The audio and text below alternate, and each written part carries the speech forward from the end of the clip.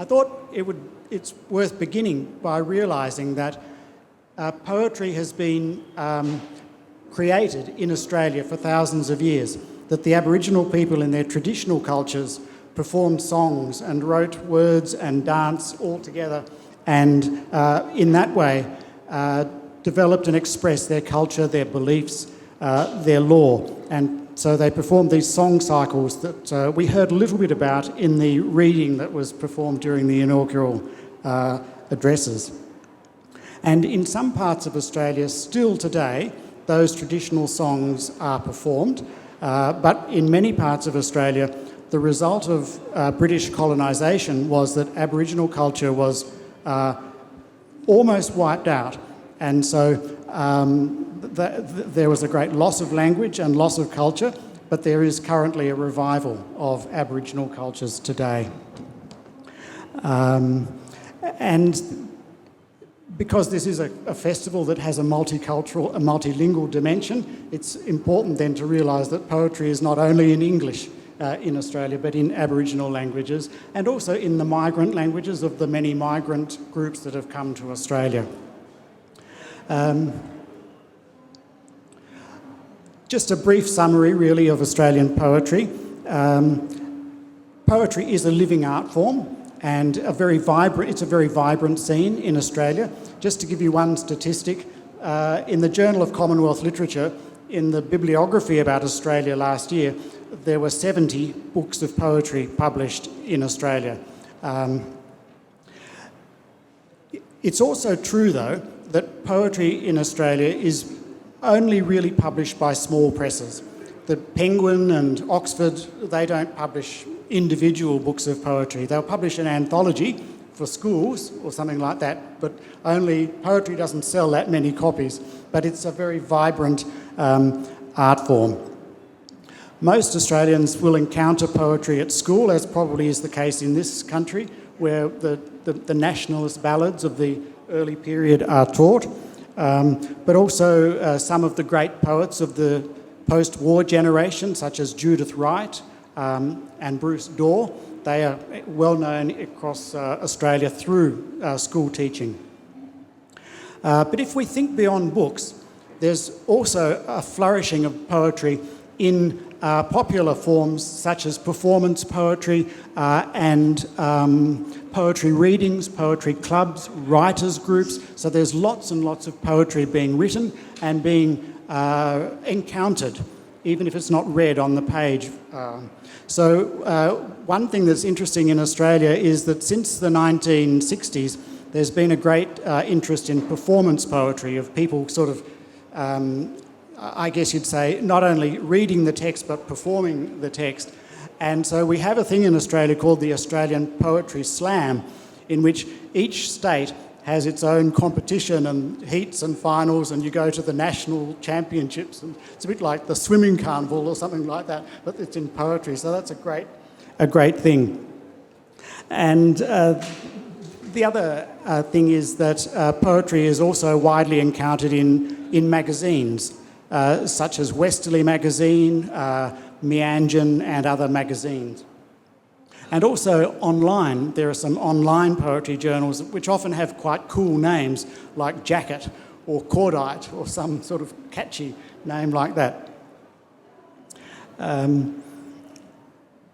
Okay, just to say a little bit about the subjects and forms of poetry in Australia. It's impossible for me to do justice to the variety of voices and forms, but one thing that's a benefit of poetry being in a kind of marginal position in the mainstream culture is that poets have the freedom to express their thoughts, their feelings and their experiences to a much greater extent than might be possible in a mainstream art form.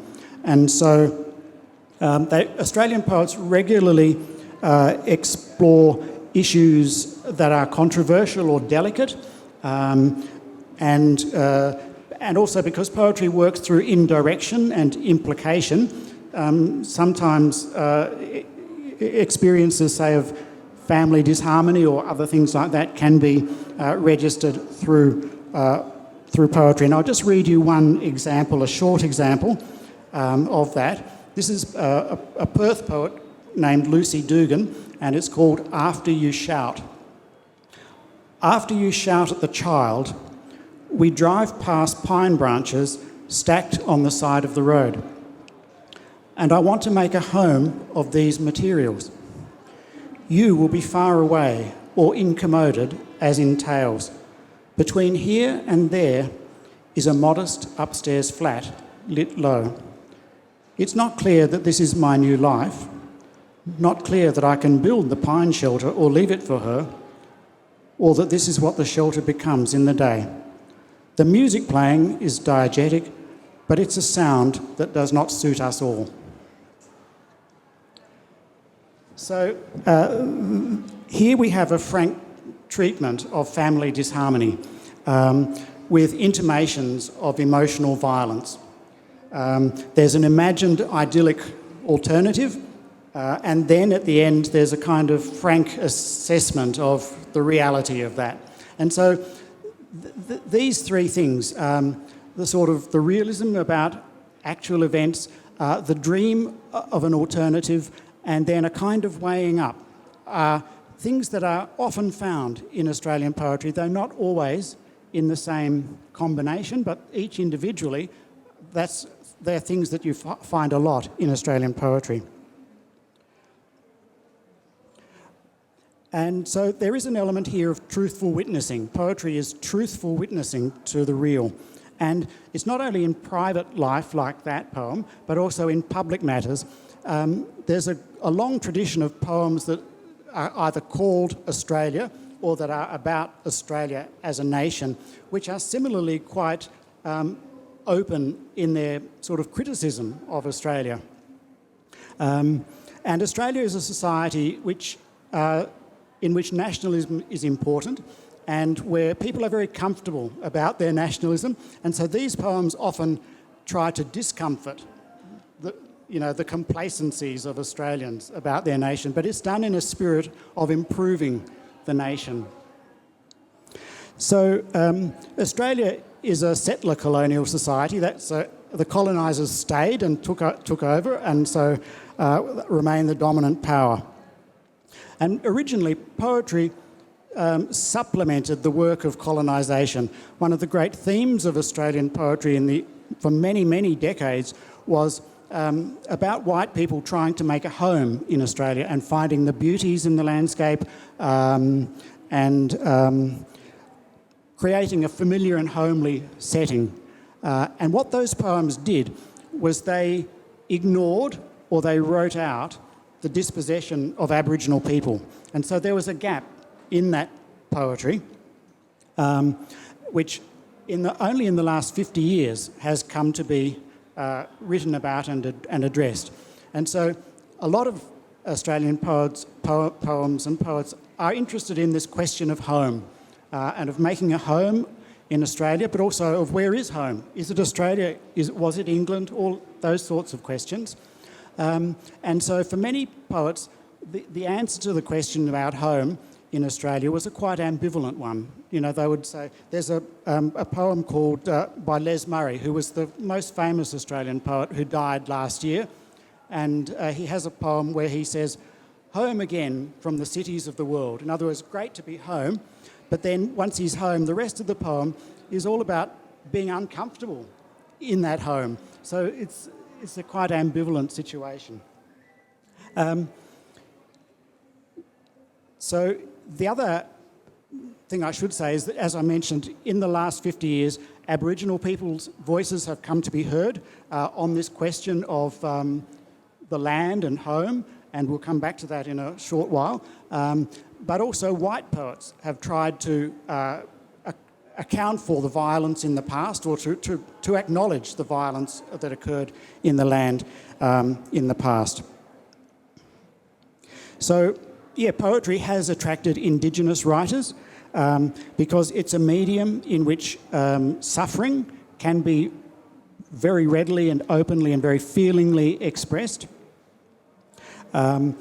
A poet called Jack Davis wrote a number of poems in this vein. Poetry also for Aboriginal people is a way of describing the truth of their experience. And so I have a poem here by this West Australian Indigenous writer, Jack Davis, which is called John Pat. Now, John Pat was a young 16-year-old boy who he died in police custody. So it was quite a confronting episode in our history, and this poem is about that.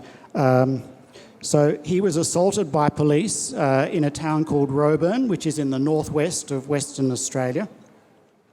And the police were charged with manslaughter, but despite there being a lot of evidence, they were acquitted, they were let off.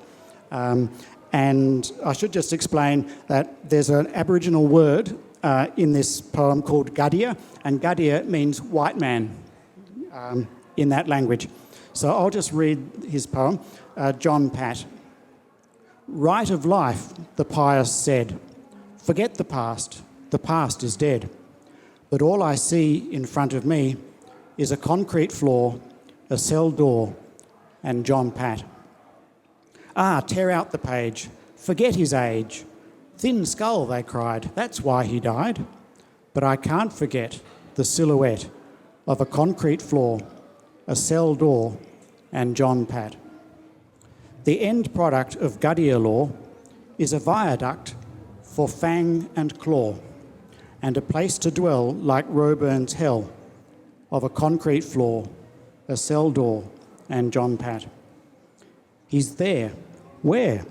There in their minds now, deep within, there to prance a sidelong glance, a silly grin, to remind them all of a Guddia wall, a concrete floor, a cell door, and John Pat. Yes. So that's a poem about a particular case, but it's also that case was in some ways representative or typical of trends that are in the society, and so it speaks to important aspects of the white legal system. And in a similar way, Alf experienced the white man's law and its effects in his early days as a member of the stolen generation, as was mentioned in the introduction. And so I'm going to now ask Alf how you got into poetry initially. Yeah, thank you, Kieran, and thank you. I actually heard Jack Davis read that poem out, and yeah, it was fantastic. See, I was taken away in the 50s. When I mean taken away is the colour of my Aboriginality. I was taken away, put into a mission, and then all the missionaries from around the world was invited to Australia by the Australian government and implement the British way of life into our heads. And when I was in the mission, I learned more about the British way of life than I did of this country, Australia, I was born in. And it was weird, you know. I grew up thinking about Robin Hood and Knights of the Round Table, all these great people in England, you know, and I'm thinking there's got to be a great Aboriginal guy somewhere, but they refused to tell us that. There were a lot of great Aboriginal people in that time. But, and when I was in the mission, we had these Spanish monks and nuns who came over from Montserrat, and they came over here, and they spoke very little English to us. And it was hard. They were our teachers, but when we first put in there, we had to go out and work around Eunorcia Mission. We had to clear the lands so the tractors can come in and plant their crops. And this went on for quite a while. And then eventually this sister, Angeline, she was our teacher in there. She can speak very little English. But the only thing I liked was reading and writing.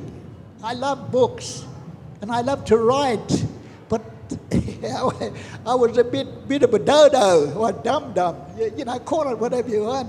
But I eventually learned to read. I forced myself to read on a book called Dick and Dora. That was our first English book I learned to read. And I was quite of age at that time. And one good thing that the Spanish people had, they used to have a library in the back of our schools. And I used to love ducking off into the library. And I brought my work there one day to Sister Angeline, and she used to always call us ugly little black devils, never going to make it in life, drink yourself to death. And and she used to say that to me, and I used to say, yes, sister, I'm going to do that when I leave. That was put in our heads at an early age. And I used to duck off into the library, and I said, I just love the library, the books particularly. And I looked around, and Sister Angelina just called me ugly little black devil, never going to make it. Now, when I was looking at these books, I saw this photo of this author there. And I looked at him, and I said, oh my God, he's got to be the ugliest man I've ever seen. He's ugly, I'm ugly, we're going to be related to each other. And that same ugly author was William Shakespeare. Thank you. I fell in love with William Shakespeare at the ripe old age of 8.5, 9 years of age. And I think that was the only thing that saved me from drinking myself, by falling in love with William Shakespeare. Like I said, in the 50s, at the ripe old age of 8.5 years of age. And I carried on writing, and like I said, I love writing, and I've traveled the world. I actually told this story about William Shakespeare on BBC's Somerset. And after I told that story, they just loved it. I had all of England ringing up to the station and telling me that I was related to Shakespeare.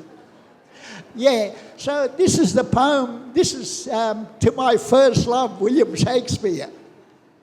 William Shakespeare. William Shakespeare, masters of their theatre, master of words, Hamlet and Macbeth, now Romeo and Juliet, a fluttering of angel wings of words from above, master genius of the pen. I wish I was living in your time. Then again, I wish you were living in mine. Thank you. Great that you discovered at an early age the power of words to liberate and to be able to rearrange reality so as to make it different. So I think you've also written poems about being in the mission and your life there. Yeah, right. Yeah, this one is called In the Mission. Like I said, when you're taken away, particularly from your mother, your father, you love your father, but your mother, I don't know, she's got that, like she's the leaning tower of Pisa, to you. Every time you look at her, she's there before your eyes, and you love the woman. And that's in the mission. That's what I missed my mother in there. So, but this in the mission, and this poem, I just call this the mission. After prayers at night, I go to bed, lying awake with memories in my head. I can still see my mother kneeling on the ground, sobbing, "Don't take my child, I want him around." When the native welfare came and took me away, even now at times I still cry inward and say, I belong to a tribe, honest and just, not a religion, we live by a must. Not in a mission, but I'd rather be hugging my mother, sitting on her warm bended knees. For one day I would like to tell the world how the missionaries put my brain in a whirl. I tried my best to play along with their rules, praying and going to school. Being a blackfellow was my only tool. doing things for Jesus and keeping my cool. I know one day I'll be free from religions and free from rules, free to make up my own mind and free to be cool. But I know the damage has already been done as I see myself lying drunk in the hot morning sun. Thank you. Yeah, really, in that poem, you were getting at the indoctrination that you experienced in the mission, and the way that your own culture was repressed. And you, as it said, you say there, your brain was in a whirl, and you kind of tried to do the right thing, but and follow it, but it didn't work for you. Yeah, definitely. See, but like I said, but the Australia government at the time, like I said, they wanted us to be thinking British, acting British and that, because I know more of God Save the Queen now than this anthem we got now. Yes. And you mentioned the mother in that poem you just read, but it's such a deep bond that you have written other poems about your mother as well at that time. And so I wondered if you'd also like to read another poem actually about the mother, your mother. Yeah, this one, sort of, like I said, when you're in the mission and you're sort of locked away with all these other kids there and you just long for your mother. It's normal, natural. And this one, I just called it Mother's And. Alone and so cold, that was way back then. Dampness of tears hurting his eyes. Thoughts of a child as he dare not to cry for the touch of his mother's hand. So far away, he couldn't understand rules of justice that separated the land from the touch of his mother's hand. Thank you. Just thinking about how you write poetry and what you get out of poetry as well. What you mentioned that as a child you loved reading and writing, and I think you started writing at a young age. And I'm just wondering now, as in the years that you've been writing a lot, what does writing give you? Well, writing to me, it's my way of getting back at the government now. I'm throwing rocks back at the government, and I'm also throwing rocks back at the Spanish people, particularly the Spanish Catholic churches. When I pick up the pencil, I know that is my weapon. I can throw rocks at anyone I want, and I'll hit them, but they can't hit me. I'm hidden away in my studies. But to me, writing has been my everything. Yes, yeah. A way of, I guess, understanding your own experience and also protesting and standing up for what was always the truth, which was the value of your own identity as an Aboriginal person and kid. Yeah, it was, because, like when you go in the mission, all they wanted to do was take your identity away from you, my Aboriginality, I wanted to be we call ourselves back home in Perth, Western Australia, we call ourselves Nyungars, but there's all different tribes around in Perth, Western Australia. I call myself a Nyungar, and I went in knowing as a Nyungar, because I remember once when Father Basil, he was a cruel Spanish priest, he got us all together.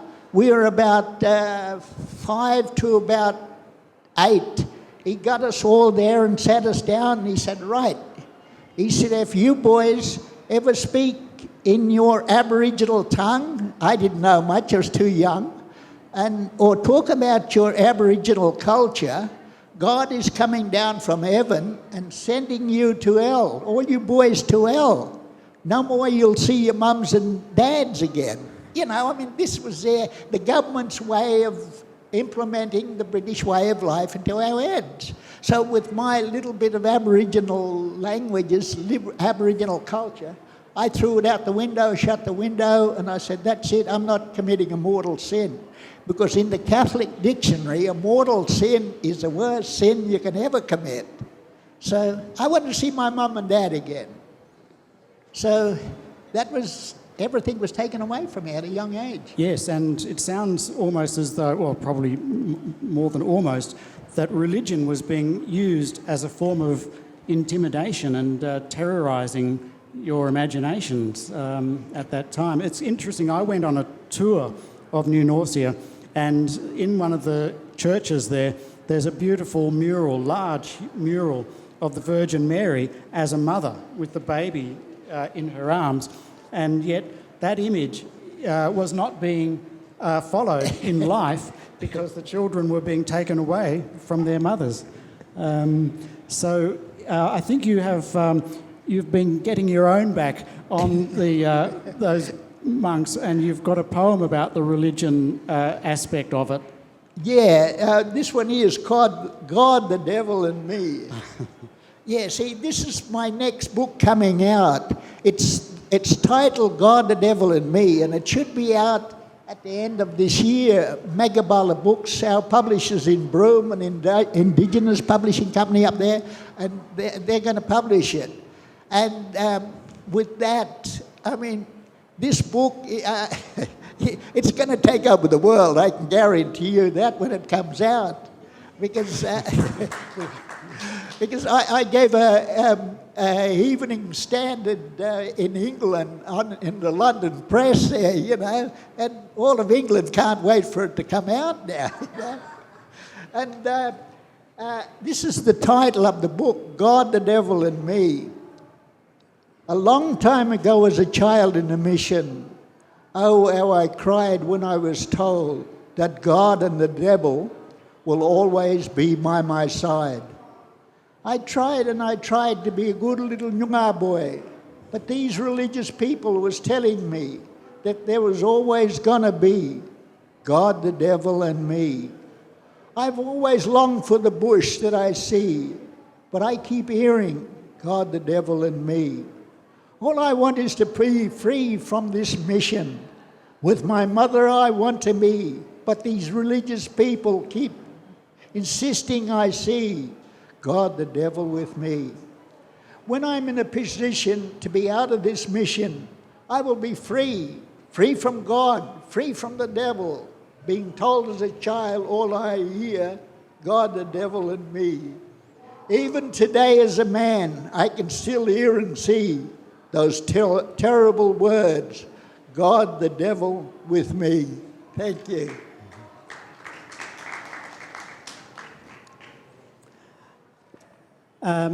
So it's despite the extent of that uprooting from your own culture, I suppose there always was a core of you that was interested in Noongar culture and the land, and you eventually sort of, how did you come to acquire an understanding, or come to embrace your identity as a Noongar man? Yeah, that was. But before going into the mission, as a small child, your mother and father will always tell you your parts of the country, the land, that is your land. You are right. Don't go there. Ask permission to go there first. Don't walk in there. And that was always with me as a child, and it had never escaped my mind, that who I was. But like I said, it was a battle with the Christian religion and the government itself, to remain who I want to be. Yes. But like I said, when they put me in the mission, I love reading and writing and falling in love with William Shakespeare, and sort of... Yeah. I think he was icing on the cake. Yes. So it's interesting, isn't it, that there's the doctrine that was totally foreign to you and the reality of the land that you were actually living in, and that land and your mother's voice and your father's voice in early childhood about that land survived all of the New Norcia years, and you realised the importance of the land to you. Yeah, I mean, sort of now, well, at that time in the mission as a child, there was a battle going on my mind between, the Christian religion, the colonial way of life, and my Aboriginality, which I always, wanted to be. But sort of when we were children, when we walked out in the mission, we can look at a piece of land and we can relate to that land and feel safe. And that was very important, is going out to a different part of the country and feel safe. That's why, I've been to India before and I loved it. And I come here the other day and I feel safe in India. It's not the Spanish monks or nuns who greeted me. It was the lovely Indian people who awaits me, which I cherished. But the land will always be a part of my life.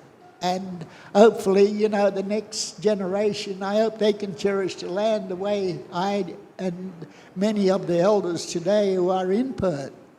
And I'll read this, the poem, The Land. And my brother was driving and we was going up to our mother's land up in the goldfields in Western Australia. And I was sitting in the back seat of the car and I just scribbled this on the newspaper, The Land. Sitting in the back seat of my brother's car, reading The Australian and glancing briefly at my mother's country, the red pulsating land before me. I felt my pulse beat in time to energies, the trees, rocks and soil that emerged from my mother's land. I'm sure I saw the apparition of my ancestors emerge from the belly of my mother's beautiful land. They waved, sang and danced for me in their ceremonial colours, awesome, and my eyes only. Not the cancerous salinity that dies under the hot sun after the first, second, third settlers have ripped out all the trees in the farming areas of the land we had just passed. Then scribbling on the newspaper, realising I was back to now, I put these words down and began to think realistically. We, the Noongar people of this country, they call Australia, have been traumatised and suppressed throughout those assimilation years.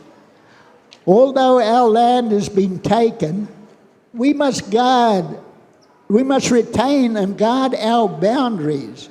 As we, the Noongar people, know that we don't own the land passed down to us by our forefathers, that the land owns us.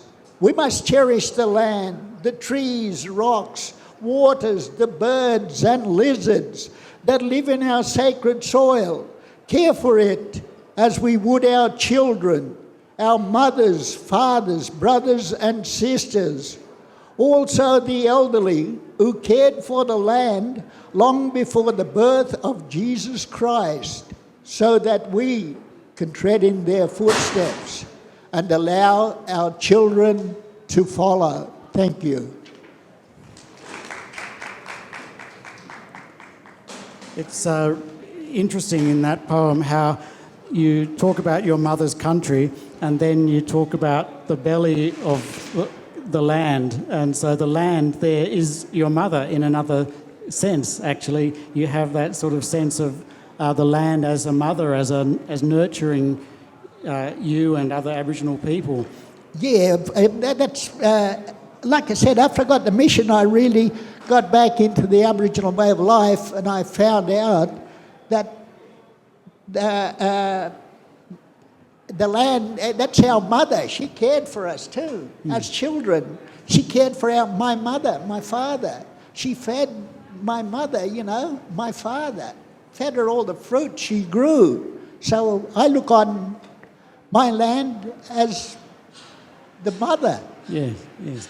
And just today, because of as we heard in the inaugural, the environmental damage that has occurred and is occurring across the world, in the poem there you mention how one of the effects of farming in Australia is a crisis that we call the salinity crisis, which is that the land was cleared for sheep or wheat, and as a result of that clearance and the absence of trees, the salt under the ground rose as the water table rose, and so a lot of the land has been ruined because of that process, and they're now having to put back the trees that they took out.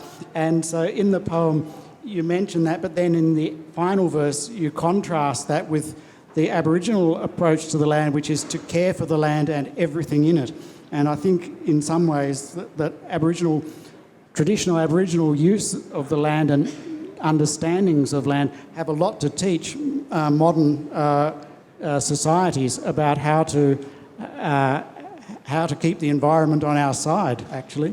Yeah, I just hope our government back home, would just understand that, or even talk to the elderly Aboriginal people, Yeah. And we've been caring for the land for over 60,000 years back there, and along came, what's his name, Captain Cook and his convicts. They came over there, and I don't know how long they've been there, about 100 years or something? A couple of hundred, yeah. Oh, a couple of hundred, yeah. Yeah, sorry, Captain Cook, wherever you are down there. But yeah, sort of no idea how they sort of see the land. When they look at the land, the colonialist, all they see is gold, diamonds and jewels that's buried underneath. But the Aboriginal people, they just want to look and care for the land, look after it, Yeah, so I think Western people tend, and I'm speaking as one, tend to see the land as a resource and it can be used for us. Whereas in Aboriginal society, the land is a living being and it's part of you, actually, and so there's a completely different approach to it. And so poems like this are wonderful gifts to white Australians because they explain the depth of love for the land and also this alternative way of regarding the land. And so I think Aboriginal poets such as yourself, Alf, are offering a great gift to Australian readers in showing us an alternative way of living in Australia. Like I said, that's how I'm sure you people here how you look upon the land, But we Aboriginal people, we look upon the land as sort of our, saviour, you can call it, our Jesus Christ, our God who looks after us. That's how I see it. Yes, yeah. The land is sacred, I guess. Yeah, yes. yeah. I think that was all the poems we were going to read, and so I hope that you've enjoyed learning a little bit about Australian poetry, just a toe in the water, and that you've enjoyed reading hearing Alf read his poems and tell his story. So thank you for your attention. Thank you very much.